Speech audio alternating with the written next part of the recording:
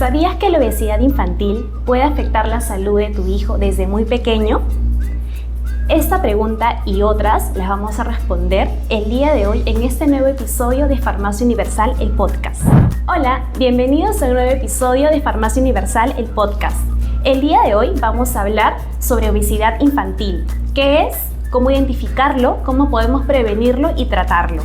Para ello nos acompaña el día de hoy la licenciada en Nutrición y Dietética Alison Palomino, que es especialista en nutrición deportiva y cuenta con más de 10 años en consultoría privada. Hola Alison, buenos días, gracias por participar en este podcast de Farmacia Universal. Gracias por la invitación, Evry, a Farmacia Universal. Hoy, como dijiste, voy a hablar un poco sobre lo que es obesidad infantil. Es un tema que como padres a todos nos compete mucho porque la epidemia de la obesidad infantil está creciendo en el país. Para empezar, nos gustaría definirlo. ¿Qué es la obesidad infantil? Bien, se conoce como obesidad infantil el exceso de grasa acumulada en el cuerpo de los niños. Ya antes solo se veía el peso, pero la Organización Mundial de la Salud recientemente ha podido ya ampliar ese diagnóstico mediante la composición corporal y pues ahora se toma en cuenta el porcentaje de grasa que tienen los niños acumulados, sobre todo a nivel abdominal. ¿Y cómo los padres pueden identificar si sus hijos tienen obesidad infantil? En el caso del sobrepeso y obesidad, los papás pueden identificar el crecimiento del perímetro abdominal, en primer lugar, ¿no? Muchas veces uno piensa que el niño está gordito porque así es la contextura, pero siempre se debe evaluar lo que es el porcentaje de grasa. La primera manera de identificarlo fácilmente en casa es evaluando el perímetro abdominal. Si el niño comienza a crecer en la parte abdominal de manera intempestiva, obviamente sabes que está comiendo en exceso y comienza a crecer solo la parte abdominal, sin crecimiento de talla, sin crecimiento de extremidades, posiblemente tenemos ya una obesidad, sobrepeso, obesidad marcada, ¿no? ¿Y cuáles son las principales causas que puede generar la obesidad infantil? Lo primero, son dos causas principales. La primera es la alimentación. De todas maneras, la alimentación es una de las causas en las cuales genera la obesidad. Y la segunda es la actividad física, ¿no? La inactividad física que poseen algunos niños con el alto consumo de calorías, ¿no? Conlleva a tener un sobrepeso. En el caso de la obesidad ya es una epidemia, básicamente una enfermedad que es multicausal. La alimentación no solo es en exceso, sino tiene que abarcar todo el rango de alimentación, el consumo de nutrientes, el consumo de alimentos. La economía familiar también nos lleva muchas veces a tener esta enfermedad como es la obesidad infantil. Y también, como les decía, la inactividad física. Hay muchos niños que no ven la necesidad de hacer actividad física desde temprana edad porque los papás muchas veces no tienen tiempo, entonces es otro factor de poder tener esta enfermedad, ¿no? A veces el tiempo juega muy en contra y ahora también con todo esto de la seguridad, muchas personas han dejado de ir a los parques, han dejado de llevar a los chicos al gimnasio o a los deportes por todo el tema de la seguridad nacional, ¿no? Entonces también es una de las causas que posiblemente llevan hacia la obesidad. ¿Y qué factores pueden aumentar esta probabilidad? Básicamente como les dije, la inactividad física, ¿sí? Y en otra perspectiva, la alimentación por exceso de calorías, ¿no? ¿Y qué otros hábitos pueden generar de que los padres, sin darse cuenta, están haciendo que su hijo tenga obesidad? Sin darse cuenta, básicamente la sobreexposición a alimentos ultraprocesados o alimentos procesados más que naturales, ¿sí? Porque muchas veces, como les decía, el facilismo nos lleva a que, digamos, la lonchera escolar tenga pues alimentos muy rápidos de consumo que solo aportan calorías tipo azúcares o tipo grasas y que no nos aportan otros nutrientes, ¿no?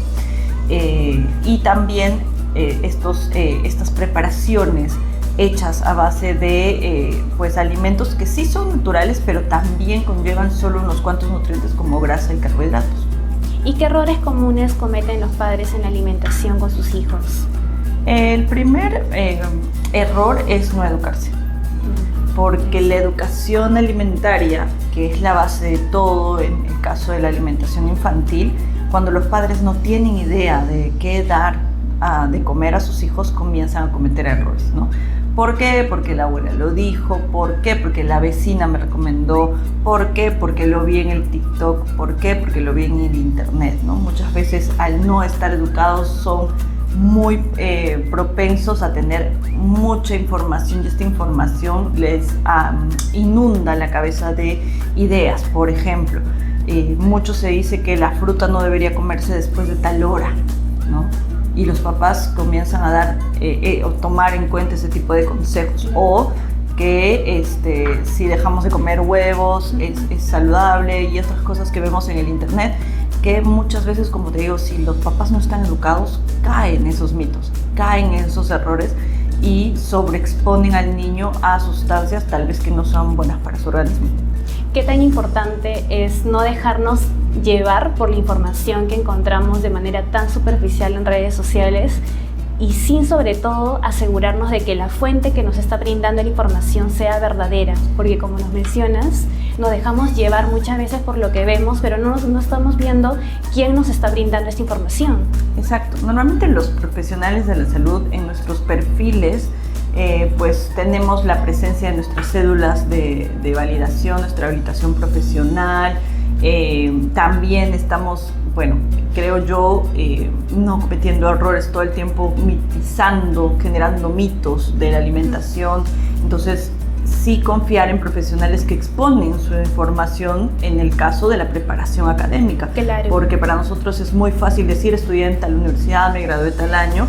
Y para personas que no llevaron esta preparación, suelen ocultar ese tipo de información. Lo segundo es, obviamente, no caer siempre en lo viral, ¿no? Porque a veces, ahora que es muy fácil caer en lo viral, la gente se deja llevar. O en la inteligencia artificial, ¿no? Muchas veces la inteligencia artificial por sí sola ya nos da la información, pero siempre hay que contrastarlo con fuentes fidedignas de investigaciones o profesionales que se dedican a la divulgación científica también. Es muy cierto. Entonces nos queda también este aprendizaje de que hay que verificar quién nos está brindando la información, la colegiatura, cuál es su perfil profesional. Y justo hablando de este tipo de temas que muchas veces vemos en redes sociales, y para verificar, para que tú nos puedas dar una respuesta como profesional, ¿el uso de pantallas influye en el aumento del peso infantil? Sí, no, pero sí influye mucho en la atención que le prestamos a la comida. Puede ser un factor, pues, extrínseco, muy lejano a tal vez el sobrepeso, pero en sí no al 100%. Hay investigaciones de por medio que indican que el no prestar atención al consumo de los alimentos o nutrientes sí lleva a comer por error, tal vez en exceso o en déficit de nutrientes, y eso es lo que normalmente vamos a ver en los niños que llegan a tener sobrepeso o obesidad, de no prestar atención a lo que están comiendo. Y eso también es parte de la educación de los padres, ¿no? Porque si los padres siguen teniendo idea de que la alimentación tiene que ir acompañada de una pantalla para que coma, ¿no? Porque a veces el niño no puede, o tienen otros métodos de comida, sí suelen caer en ese error, y a veces dan más alimentos o menos alimentos de lo que necesita en ese momento el niño, ¿no? Entonces, no necesariamente es un factor de causa del sobrepeso, obesidad. Podría ser incluso hasta de la desnutrición o malnutrición por déficit, también el utilizar las pantallas, ¿no? Es muy cierto. Y, a ver, ¿la genética también influye en la obesidad infantil o todo depende de la alimentación? Sí, la genética influye en la composición corporal, totalmente, ¿sí? Pero más que el mismo gen, es la expresión del gen lo que hace que se desarrolle esta enfermedad. Y en realidad se desarrolla entre las enfermedades. Pero está comprobado que un ambiente, una familia obesogénica, sí lleva a traer al mundo niños obesos. Porque está en un ambiente rodeado de personas que tienen una malnutrición por exceso, mala educación alimentaria, que obviamente esos hábitos se van a ir aprendiendo en casa. No necesariamente, como les dije, la genética, sino la expresión del gen es lo que más va a valer. Por eso es que vemos chicos deportistas que no tienen sobrepeso, obesidad, en un ambiente de padres tal vez obesos, porque la expresión ha sido otra, pero la mayor parte de tiempo es que sí vemos familias que son obesogénicas que tienen niños obesogénicos, o obesos, perdón. Y entonces estos niños van a requerir de un mayor cuidado y una mejor alimentación y más actividad física, entendería. De todas maneras, sí, porque si el niño que ya está diagnosticado con sobrepeso o obesidad no lo trata a tiempo, hay consecuencias que son muy lamentables, como por ejemplo la pubertad precoz, la osteopenia infantil, que también es parte de la obesidad, el poco desarrollo muscular, la sarcopenia que podría darse a temprana edad, tal vez en la adolescencia, el crecimiento, y esta pubertad precoz trae consigo la alta maduración ósea, es decir, no alcanza una talla que tal vez debería tener el niño y que madura tan rápido el cuerpo que ya se estanca en el crecimiento, ¿no? ¿Y qué tanto influye también la actividad física o qué tanto es recomendable? La actividad física es 100% recomendable, pero hay algo que tenemos que tener muy en cuenta. El sobreentrenamiento, ¿sí?, no es adecuado, ni siquiera, y menos en los niños con obesidad o sobrepeso, ¿no? Porque a veces los papás les diagnostican el sobrepeso infantil o la obesidad infantil y lo primero que hacen es vamos a ir al gimnasio, te voy a entrenar. Claro. Entonces la idea no es que si se sobreexponga, haga ese sobreesfuerzo, porque el músculo todavía no está preparado para un entrenamiento amplio. Entonces lo que se recomienda es una actividad física progresiva. Si nunca el niño fue a hacer educación física o nunca tuvo algún tipo de actividad y tiene obesidad, sí, la actividad debe ser progresiva, empezar por pasos, como se dice, así como empezar a caminar, iguales en la actividad física, para que el niño tenga ese gusto por la actividad física y no sea una obligación solo para bajar de peso. Es decir, para que lo pueda ir integrando de a pocos en su vida. Así es. Qué tan importante.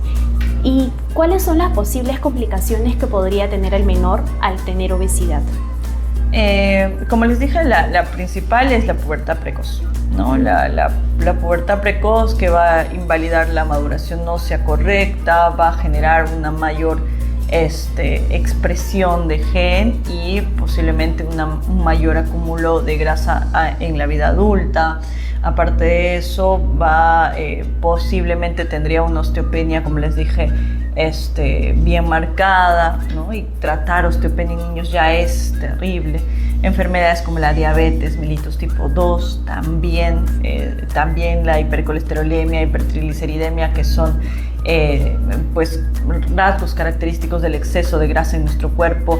También posible daño hepático, ¿no?, para poder generar un hígado graso a temprana edad. Y he visto casos de niños con 11, 12 años con hígado graso ya avanzado. Y eso hay que tener mucho cuidado, porque el hígado es uno de los órganos que más se regenera. Entonces, si diagnosticamos en un primer momento el sobrepeso o obesidad en los niños, lo ideal es empezar a cuidar el hígado para que pueda regenerar de manera rápida y pueda apoyar en su eliminación de las grasitas, ¿no?, del cuerpo. Y si detectamos a tiempo la obesidad infantil, ¿esto puede llegar, puede seguir teniéndolo en la adultez? Sí podría, si es que el cambio de hábitos no fue el correcto. ¿Por qué? Porque muchas veces solo atacamos el problema de manera asistencial y no preventiva. Muchas veces lo único que hacen los papás es generar ese déficit calórico o esa dieta estricta para los niños, que sí, les puede durar un año, puede bajar de peso, pero nunca cambiaron el hábito. Y cuando el niño ya se convierte en adolescente y luego en adulto que sale en casa y no adaptó esos hábitos, puede recaer y puede pasar lo que se dice el rebote, ¿no? Eso. ¿Y cómo debería ser la alimentación de los niños? En primer lugar, pues alimentos que contengan todos los grupos de nutrientes, ¿no? Carbohidratos, proteínas, grasas saludables, frutas y verduras que nos aportan las vitaminas y minerales correctos, pero teniendo en cuenta que en la etapa de la niñez hay dos nutrientes o micronutrientes que son muy esenciales, que es el hierro y el calcio. Alimentos ricos en hierro y en calcio sí o sí tienen que estar presentes en nuestra dieta diaria. No es un opcional no consumir estos alimentos, porque sí o sí tienen que estar dentro de la dieta para poder ser parte del crecimiento infantil. Un ejemplo de un plato de comida o una lonchera saludable. Por ejemplo, en el caso de las loncheras saludables, podría ir una bebida, un refresco. Ahora que estamos en épocas de calor, sí debería ir una bebida no azucarada, de preferencia a base de frutas, una infusión de frutas o una infusión de hierbitas. También debería ir un sándwich, porque es algo muy práctico para los papás poder realizarlo, ¿no? Con alguna proteína como pollo, el atún, el quesito, ¿no? El huevo sancochado mucho más que el frito. En el caso de un sándwich, frutas, ¿no? Frutas que no vayan a madurarse rápido, por ejemplo, como un plátano, pero sí frutas que aguanten tal vez el calor y la presencia en la lonchera del niño, como una manzana, una pera, un durazno, una mandarina, que son fáciles de transportar, fáciles de incluso consumir para el niño, ¿no? Porque tenemos que apoyar en esa parte también la educación del niño. No podemos enviar, no sé, una fruta como un melón, que obviamente no va a poder comerlo el niño en ese momento, pero sí podría ser un tupper de melón picado, ¿no? Claro. El apoyo de los padres en la educación alimentaria también viene para que puedan ver todo ese panorama de nutrientes que están dentro de las loncheras, que realmente no reemplaza el desayuno, y eso tenemos que tenerlo en claro, pero sí tiene que tener los nutrientes necesarios para que la energía que está gastando en el estudio el niño sí sea la adecuada, ¿no? Dentro del consumo. A veces les damos una lonchera rica en hidratos de carbono, en harinas, y lo que hace es cansar más al niño que poder darle energía realmente. Entonces hay que tener mucho cuidado con la presencia de nutrientes que le vamos a dar a los niños. Yo recomiendo frutas y verduras, un sándwich que es mucho más fácil de llevar, pero si desean otra preparación con proteínas y carbohidratos como un wrap o como una tortilla o como un panqueque, también es válido, y una bebida, ¿no? Una bebida puede ser láctea, por ejemplo, aunque yo la recomiendo las lácteas en invierno, o bebidas refrescantes en el verano, ¿no? Y un desayuno que puede ayudar a elevar la energía del niño, un ejemplo. En el caso de los desayunos, sí es más probable que podamos aportar más nutrientes. Y deberíamos aportar más nutrientes. Hay una variedad inmensa. Hay mucha gente que critica eso de que en la sierra, por ejemplo, del país se coma la comida antes de ir como desayuno, ¿no? Por ejemplo, claro, un plato de comida, que no está mal si vamos a gastar mucha energía. Muchos de los niños en la sierra, antes de ir al colegio, van a hacer un pastoreo de sus animales o van a hacer trabajo de chacra, que es válido que tener ese tipo de energía. Pero los niños que no van a hacer ese tipo de esfuerzo físico, si comen de esa manera, genera un exceso de calorías en el cuerpo. Entonces, la realidad debe ir a cada familia y qué está generando. Si el niño solo se levanta y va al colegio, lo que debería tener es un desayuno ligero pero rico en energía. Carbohidratos de todas maneras, tipo bebidas, ¿no? Con cereales andinos como la quinoa, la kiwicha, la cañigua o una avena. También podría ser la utilización de un sándwich, pero no es necesario el consumo del pan en el desayuno, no es obligatorio. Podría ir otro carbohidrato como un choclo, podría ir una papa, camote, ¿no? Que también dan bastante energía y que eso sí nos genera una saciedad prolongada, por lo menos hasta el refrigerio, que es lo que queremos, ¿no? Y algún tipo de proteínas como los huevos, que en el caso de los huevos es lo más fácil de preparar, pero si tenemos un poquito más de tiempo, está el pollo, el atún, ¿no? O bueno, las conservas de pescado, está el pescado mismo, que también puede ser parte de nuestra alimentación al inicio del día, ¿no? Y en el caso de un niño, sí, no un pescado hervido, por favor, porque libera mucho fósforo, pero sí un pescado tal vez a la plancha, ¿no? Tal vez al horno, si es que hay bastante tiempo para poder preparar el desayuno. Si es que no, como les dije, lo ideal es este aporte, evitar mucho el azúcar. A veces uno dice, no, pero un yogur con cereal, ¿no? Podría ser un buen desayuno, y la idea no, porque solo nos aportan muchos carbohidratos. El yogur tiene proteínas, pero no en alta cantidad, y vamos a buscar alimentos que sí nos lleven a la saciedad. Un yogur con cereal no genera saciedad en los niños hasta por lo menos el recreo. Entonces no demos ese tipo de desayunos si es que vamos a mandarlos al colegio. Un breve resumen entonces de lo que nos comenta sería evitar aguas azucaradas, incrementar verduras y frutas en las loncheras y más proteínas. Y si un niño ya tiene obesidad infantil, ¿cómo podrían los padres empezar a tratarlo? Sí, en primer lugar, visitar a un especialista, un nutricionista pediátrico, que es el especialista en el caso de la nutrición de niños, para que le haga esta evaluación de la composición corporal y ver cuánto de exceso de grasa tiene el cuerpo del niño y comenzar a trabajar de esa manera.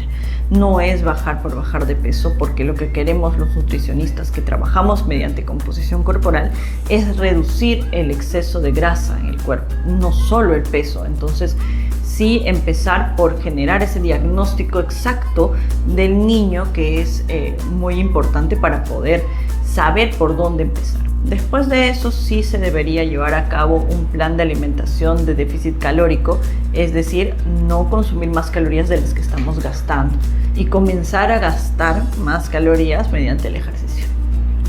¿Y cómo podemos empezar a hacer cambios sin afectar emocionalmente al niño? Lo primero, como les dije, es empezar poco a poco. Empezar por la educación alimentaria, que el niño conozca qué son los nutrientes, qué son los alimentos y diferenciar un nutriente de un alimento, porque muchas veces hablamos de proteínas y al toque pensamos que son carnes, claro, cuando las proteínas abarcan mucho más que solo las carnes. Entonces, mientras el niño comience a conocer, porque en el caso de los niños es muy fácil que retengan más información que los adultos, mientras comienzan a conocer este tipo de diferencia entre nutriente y alimento, sí vamos a ir dándoles alimentos en mayor cantidad, como frutas y verduras, que muchas veces los niños que tienen sobrepeso o obesidad no llegan a consumir el alimento que necesitan. Y alimentos que tengan fibra, como las semillas. Incluyamos las semillas o los cereales, como les dije, integrales, ¿no? Como la quinoa, el arroz integral, el trigo, ¿no? Más allá de las pastas, más allá del pan, más allá de las harinas, consumir todavía estos alimentos que nos aporten fibra va a ser una de las soluciones más grandes para empezar a tener ese cuidado con los niños que tengan obesidad y no dañarlos desde la parte emocional, porque a veces le dices, y yo he visto papás que les dicen, no, pero estás gordo, ¿no? Y no vas a comer esto, no vas a comer postres, ya no vas a comer postres. Y la idea no es evitar el consumo de postres o evitar el consumo o dejar de consumir las cosas que al niño le gusta, porque ya tuvo una educación previa y esos gustos se fueron formando. Lo ideal es comenzar a negociar. Siempre que los papás comiencen a negociar de como que, bien, vas a comer tu plato, lo que te toca, y tal vez un día a la semana vamos a consumir un postre, o tal vez un día a la semana te comamos el helado favorito, ¿no? Más o menos de esa manera, para que el niño no sienta la pegada de que está haciendo una dieta. En realidad los niños no deben llevar a lo que se llama dieta, sino cambiar esos hábitos y generar esa educación nutricional necesaria para que el niño tome conciencia de que lo que va a comer no es aburrido, no es soso y sigue siendo rico y saludable.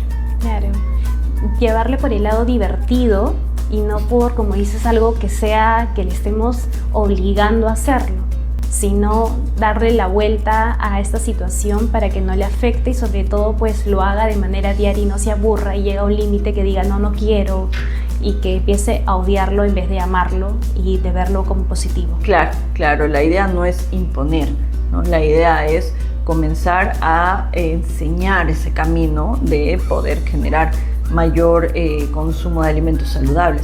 Ahora, esto empieza desde casa, no solo de los niños, porque si el papá y la mamá no cambian el hábito, el ambiente sigue siendo obesogénico, ¿no? Entonces ya hay que evitar esa sobreexposición de los genes a esos ambientes que nos dañan la expresión del gen. Y por ejemplo, ¿qué hábitos podrían ser estos? Lo primero es el consumo del desayuno. Muchos niños no consumen desayuno, entonces generan esa necesidad de calorías extras durante toda la mañana. Lo segundo es el consumo de líquidos sin azúcar. Muy pocos niños consumen agua, están más expuestos a los refrescos, están más expuestos a las gaseosas que pues todo el tiempo están en nuestra ciudad. Y también evitar el consumo de a alimentos que solo nos aportan carbohidratos y grasas, como los postres o como las golosinas básicamente, y comenzar a consumir alimentos naturales tipo frutas. No está mal comerse un postre siempre y cuando sea muy rico, en nutrientes, ¿no? Postres que tengan frutas, postres que no solo tengan grasas y carbohidratos o azúcares, sino que nos aporten también ese tipo de nutrientes que son necesarios en la alimentación de los niños, ¿no? Claro, qué tan importante es esto. Gracias, Alison, por acompañarnos en este episodio de Farmacia Universal Podcast. Cuéntanos un pequeño resumen de lo que hemos hablado. Bien, la obesidad infantil, como dijiste, es básicamente una epidemia, ¿sí? Pero el reto de combatir esta epidemia, ¿no?, a nivel nacional es muy importante para cada familia. Si bien es cierto, las autoridades y el gobierno están teniendo en cuenta ya este tipo de enfermedades y tratándolas desde el primer nivel de atención, quienes tienen toda la responsabilidad en la alimentación del niño es el padre, como primer cuidador, y es parte de la obligación como padre tener al niño en buen estado de salud. Entonces, lo ideal es que primero diagnostiquen, por favor, si hay sobrepeso o obesidad. A veces decimos, no, pero mi niño es gruesito.